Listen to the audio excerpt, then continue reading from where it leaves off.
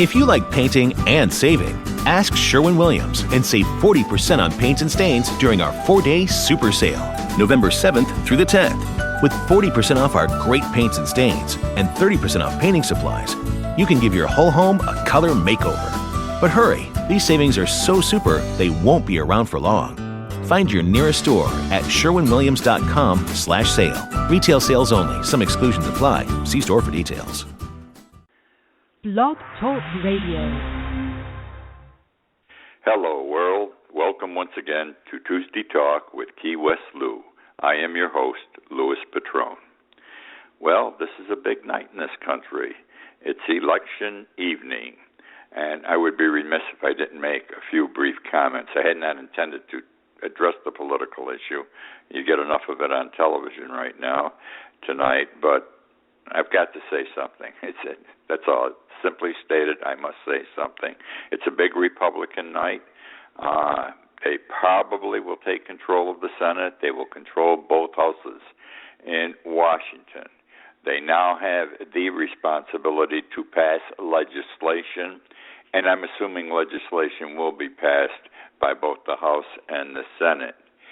They have to make sure that the legislation they pass is not weighted towards certain philosophies that don't fly in this country anymore, and the Republicans don't seem to know it, even though they have a victory tonight. Bills are going to be passed, and they're going to go on to the president. And let's give the president some bills he can sign into law.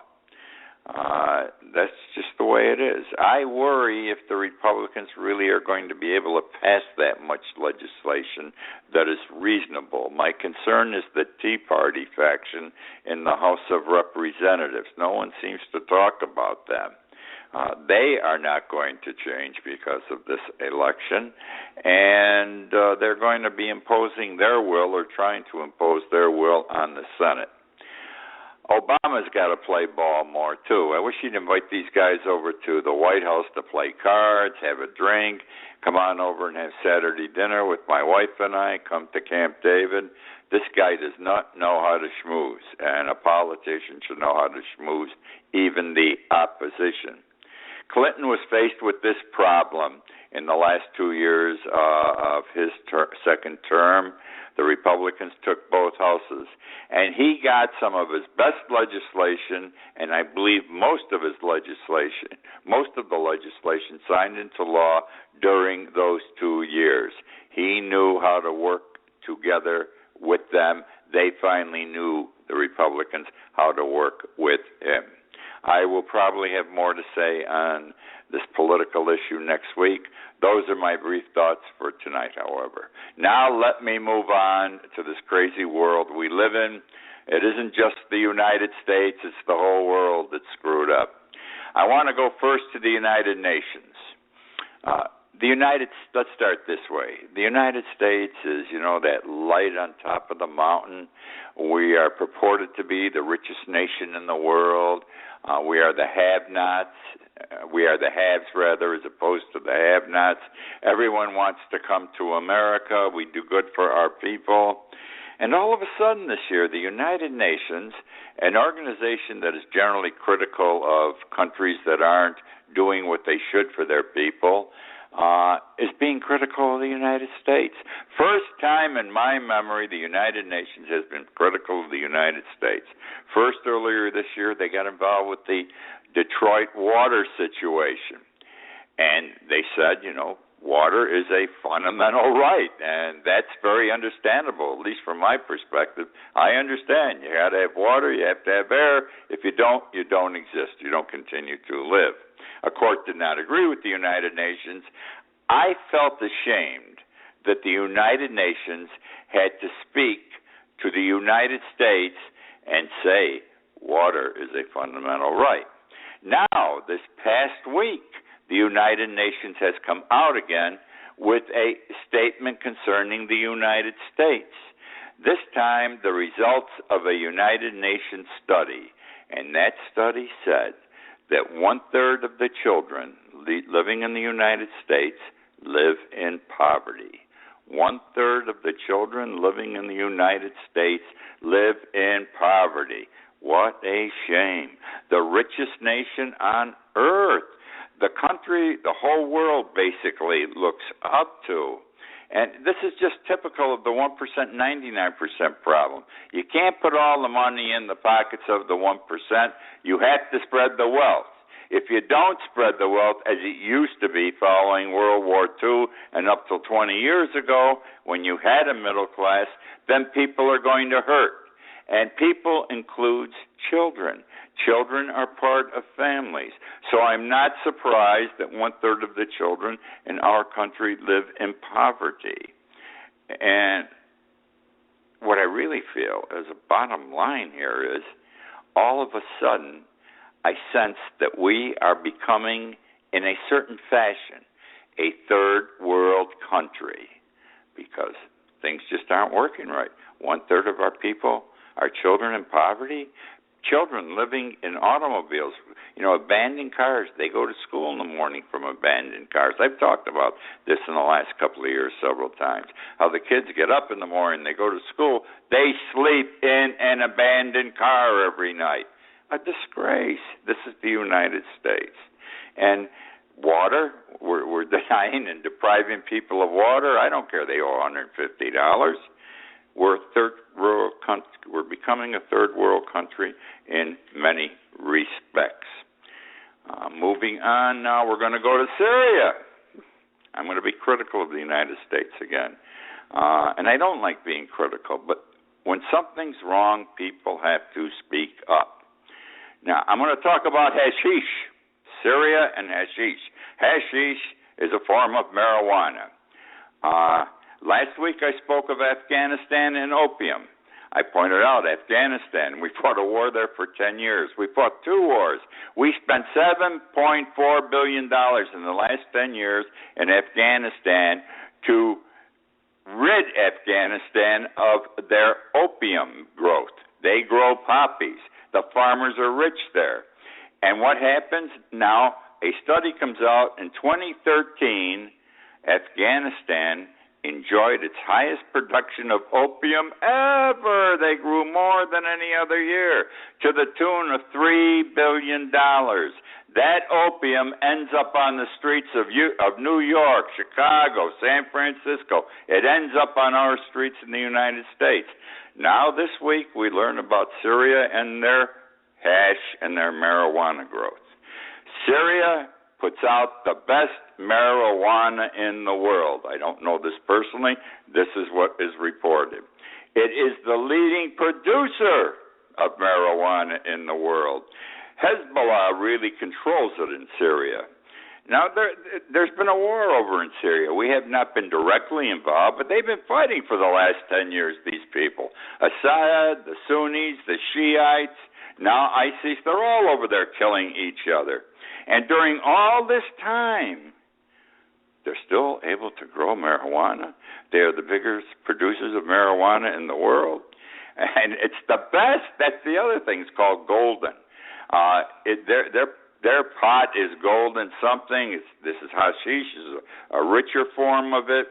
And the hash and the marijuana from Syria, like the opium from Afghanistan, ends up on the streets of New York, Chicago, and San Francisco. It's on the streets of the United States. Now, I ask this question. If Afghanistan has been devastated by terrible wars for 10 years, if Syria has been devastated by terrible wars for 10 years, how can these countries continue to grow so much opium and so much pot? The farmers who grow it and the warlords who are involved, they all get rich. These people must have a deal. When they're fighting, everybody stays away from the poppy fields and the pot fields, because everybody must be sharing in this. It's a political thing in both countries. Graft and corruption goes to the people at the highest level. Assad's probably getting rich over this, and the leaders of Afghanistan have. And there's sort of an unwritten law. Don't burn, don't war on the poppy fields, don't do it on the pot fields. A disgrace. Want to go to ISIS for a moment. Remember 6 months ago, 200 plus Nigerian school girls were stolen. Were stolen by an ISIS group in Africa. The leader of ISIS is this Boko Haram. Smart guy, by the way. News came out this week, which was, news. There's been two forms of news. In the last 2 weeks, we've been hearing from the Nigerian government that they were working with ISIS and were close to an accommodation, a result, an understanding where the 200-plus girls would be released. 2 days ago, it comes out from Bokar, the big boss, Boko Haram's offices, for want of a better term. One of his leaders said, "This is a crock. This is a crock. We already sold the girls off. They're gone. They don't exist anymore." Because we know how this works. The ISIS steals girls all over where they go. Then they take them. If they're not of the Islam religion, they must, if they're Christians, for example, they must convert or die. Most of them convert. Then what Boko Haram does, he sells them for $12 a piece. I have told you this before. I have reported it before. For $12 a piece to his soldiers. This guy is smart because he's got young kids who are soldiers. These are young girls. He gives them a woman. He gives them sex. All right? And their testosterone, it's big in these years. And they got sex. They got a wife for $12. And if they don't want a wife, he has Iraqi women who, regardless of what their religion is, he sells them as sex slaves for $12 to these guys. This guy's smart with what he's doing. He's keeping his young fighters happy. He pays them a salary every week. Whoever heard of this? He pays them a salary every week. And he's getting bigger. He's got money. He captures banks. He's selling oil from oil fields. They say he may take in $1 million a month just off the oil exports he's doing. Well, all I'm saying is, I don't think, I could be wrong, because now we got two thoughts out there. I don't know who's telling us the truth, but my sense would say he hasn't been taking care of these girls nicely for 6 months. He had to get rid of them. They're a burden. Why'd he steal them in the first place? To insult people, of course, and to take care of his soldiers. Now we go to Japan. It's interesting. I'm going to talk about sex here, too, in Japan. Something has happened in Japan in the last 15 years. It is said today that Japan is experiencing a celibacy syndrome. It appears that the young people, 17 through their late 30s, are avoiding sexual activity, male and female alike. This is strange. I agree. But you got to read. There's tons of material on this. It's amazing also to me because the testosterone level is the highest during those years.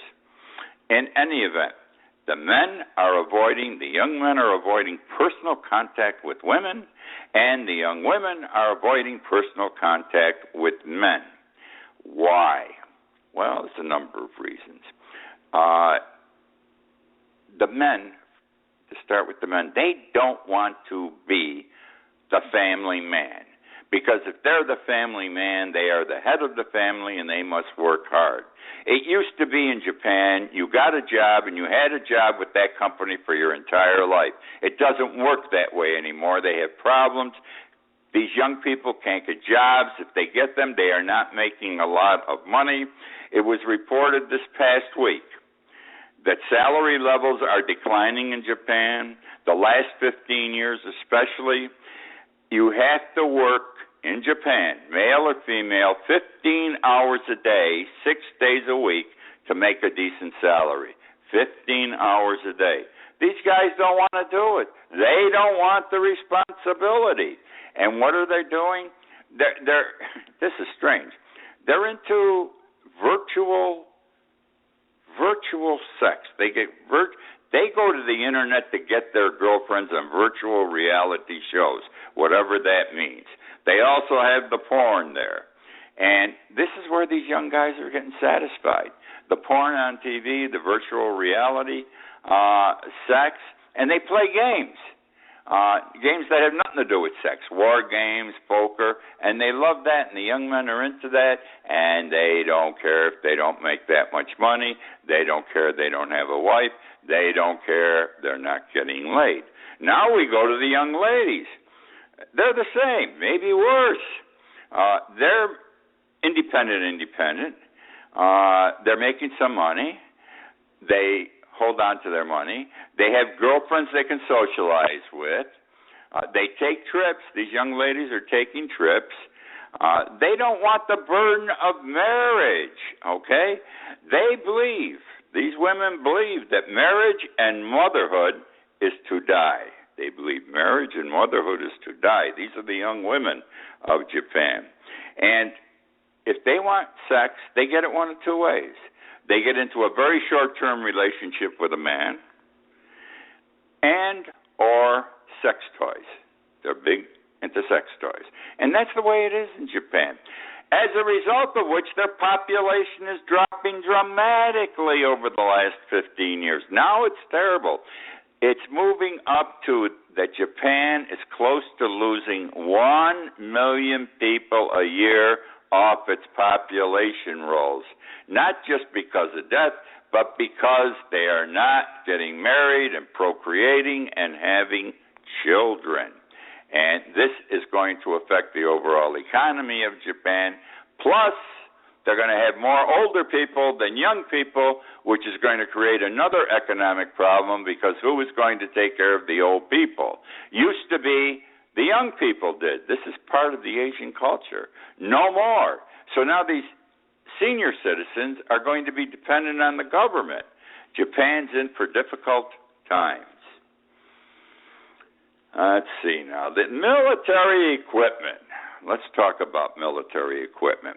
I wrote an article on this recently for a local newspaper. I've spoken to it for I don't know how many times in the last 2 years on TV, on this show.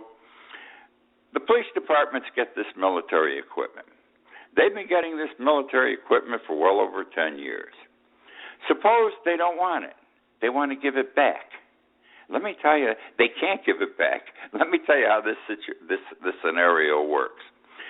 The Department of Defense is responsible. They own the property. They own the military equipment. Now, they don't need it all. One, they overproduced. A third of this equipment that goes out to the police departments is new military equipment. 2/3 is used. But the used ones portion, it's good military equipment yet. It's still usable. The government wants to store or must store and maintain these items of war. Oh, they won't be available to the United States in the event of a bigger conflict or a need in a conflict somewhere in the world.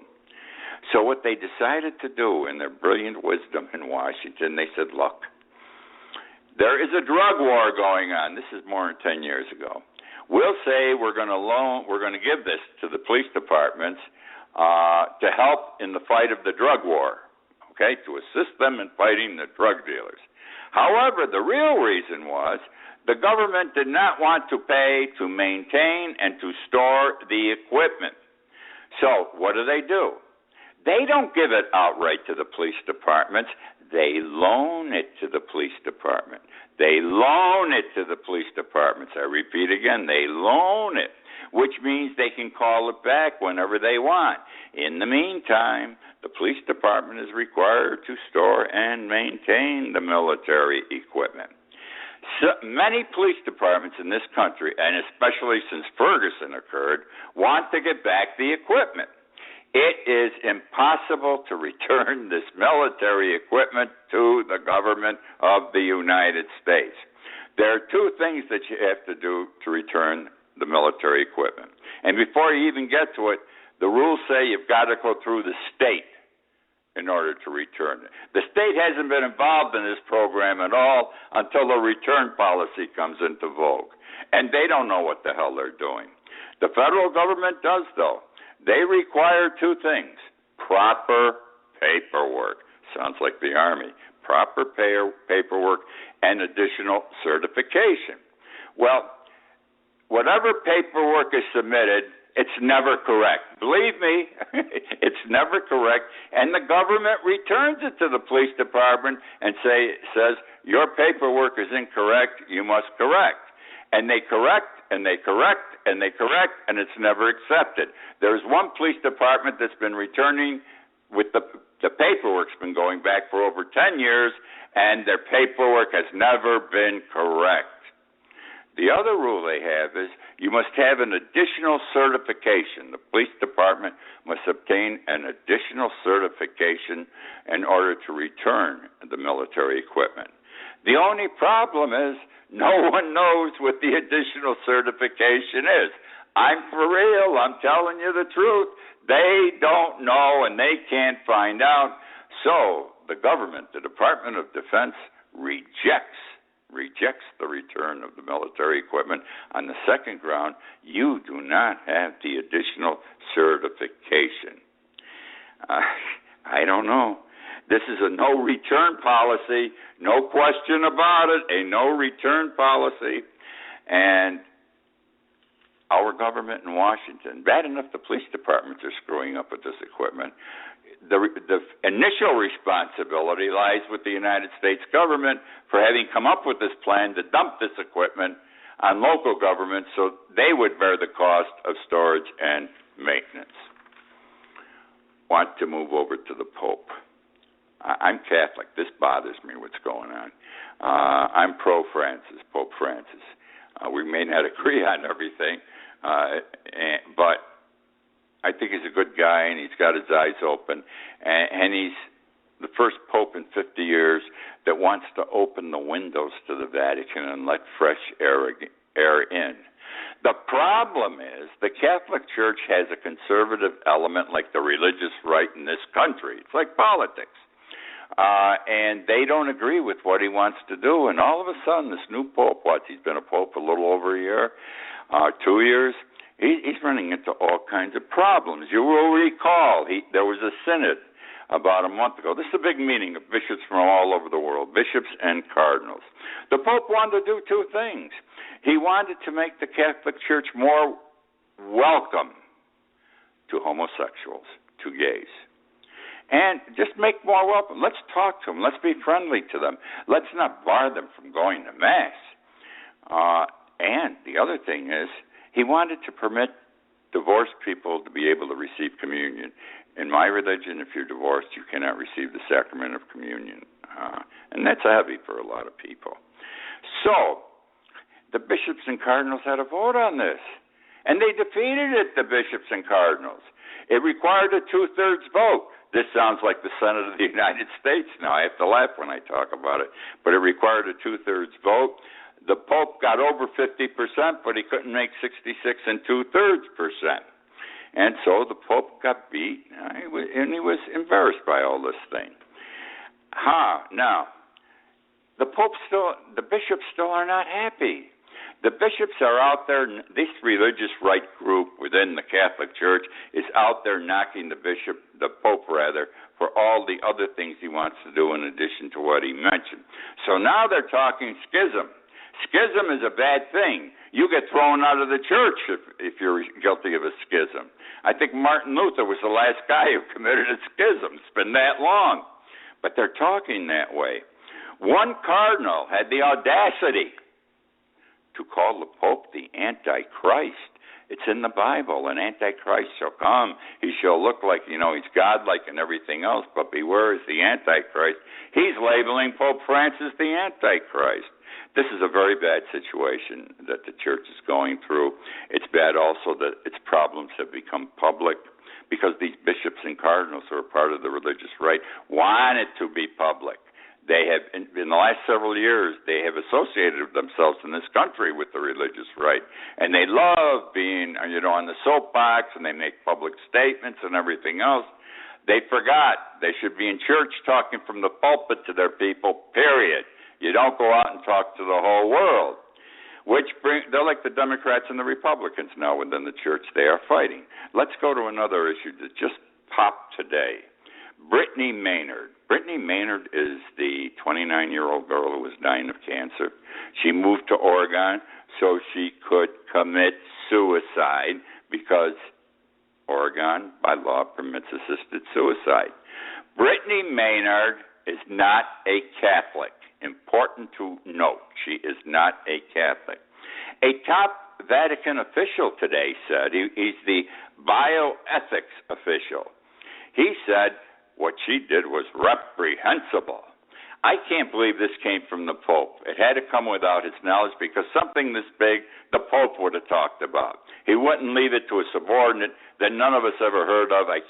His name is so long, I can't even pronounce all parts of it. I'm not saying his name, but he's the top bioethics official, reprehensible. Now we have a group of American laymen, the American Life League. This is a Catholic group.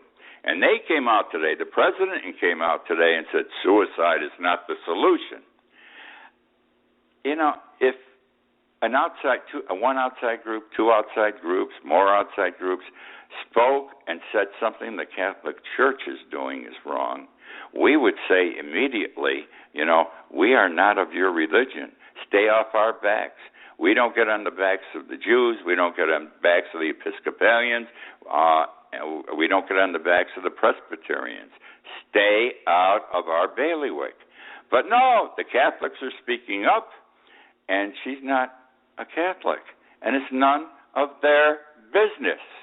And if they wish to speak of it, from the pulpit on Sunday to the congregation, period. It ends at the doors of the church. It doesn't go outside. It's an inside church matter. Which brings me now to something light. President Obama and Michelle. We all have embarrassing moments. We all have had, at one time or another, our credit cards rejected. For whatever reason, some of us, I'll say honestly, more than once my card's been rejected. I just pull out another card. Well, here's what happened. Last month when the president was in New York City for the UN meetings, he took Michelle out on a date. The two of them went to dinner at a fancy New York City restaurant alone. When the bill came, the president gave his credit card. The waiter came back and said, the card's rejected. The president's card was rejected by the credit card company. The company said afterwards, the president lives in Washington, D.C., his charges are normally from Washington, D.C., nothing from New York. We thought someone might have stolen it or there was fraud. So Michelle fortunately had a good card, and she paid for the dinner. I want to go over to Iran for a moment. These people are crazy over there. We want to make friends. I don't know what the hell we're going to accomplish because we don't think alike. Anyhow, there's a woman. She is both a British citizen and an Iranian citizen. She wanted to go to a volleyball game. You have to understand that in Iran, only men can go to volleyball games. Women are not permitted. Well, this woman said, I want to go, and she went. And she was arrested, and she was charged with, and I quote, spreading propaganda against the ruling system, unquote, just because she wanted to go to the volleyball game. She was tried, found guilty, and sentenced to 1 year in jail. There was a furor. The president, the Pope, presidents of other nations. This is terrible. You can't do this. So the Iranians reconsidered her sentence. And yesterday's breaking news on this issue, and it was yesterday that it came out, her 1 year sentence has been suspended. Isn't that nice? However, she must be lashed. That's right. She's going to be whipped publicly. She's going to be tied to a post. People are going to watch, and she's going to be lashed. How many times? They did not say, but she is required to be lashed in whatever next month is. I'm sorry, I said September. I didn't mean it. And that's what's happening over there. Crazy, crazy people. That is the show for this week. I thank you for joining me once again.